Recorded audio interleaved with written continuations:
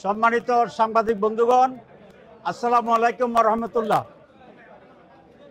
আপনারা অনেকগুলা দল আপনাদের সাথে ব্রিফিং এর অপেক্ষায় আছে, সেই জন্য আমরা খুবই সংক্ষেপ করব। আমরা দুপুরের বিরতিতে আপনাদের কাছে কিছু ব্রিফিং দিয়েছি এবং সেই জন্য ওগুলা রিপিট করতে চাই না। পরবর্তী পর্যায়ে দুইটা বিষয়ের উপর আলোচনা হয়েছে। একটা হচ্ছে এনসিসি, ন্যাশনাল কনস্টিটিউশনাল কাউন্সিল, এবং সেই ব্যাপারে অধিকাংশই দলেই ঐকমত্য পোষণ করেছে নীতিগতভাবে। অন্যান্য মডিউল, স্ট্রাকচার, ফাংশনাল যে অথরিটি, এইসব বিষয়গুলো আলোচনা শেষ হয়নি। আগামীকাল এটির উপর আলোচনা হবে। আরেকটি পয়েন্টস আসছে এখানে প্রেসিডেন্ট নির্বাচনের ব্যাপারে।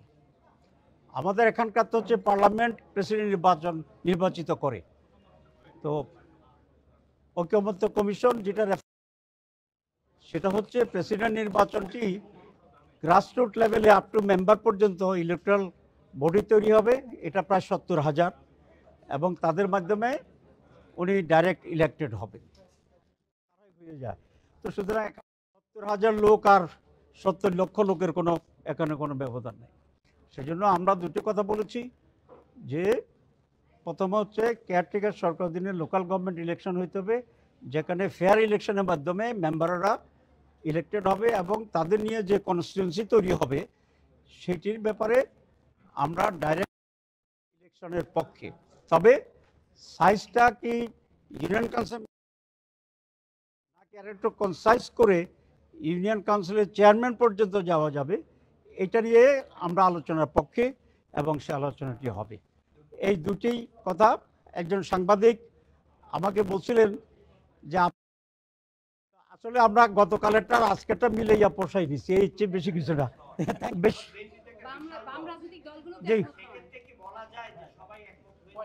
আমি সবাই তো বলিনি, আমি বলছি বেশি সংখ্যক দল, তো কম সংখ্যকের ভিতরে বিএনপিও আছে।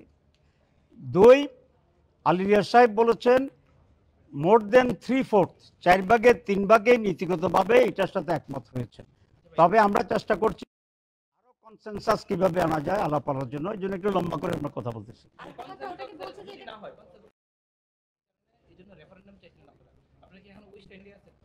আমরা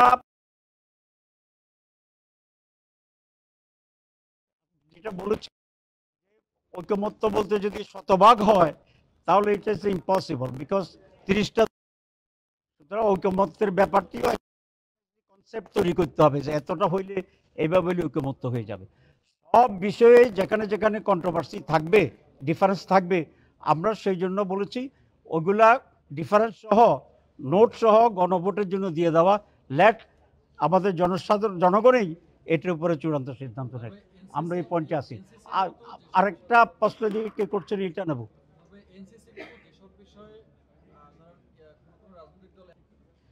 আমরা তো আশা করি এখানে যে কমিটমেন্ট আমরা সবাই মিলে দিচ্ছি এবং জুলাই চার্টার হবে, আমরা সেখানে সিগনেচার করব।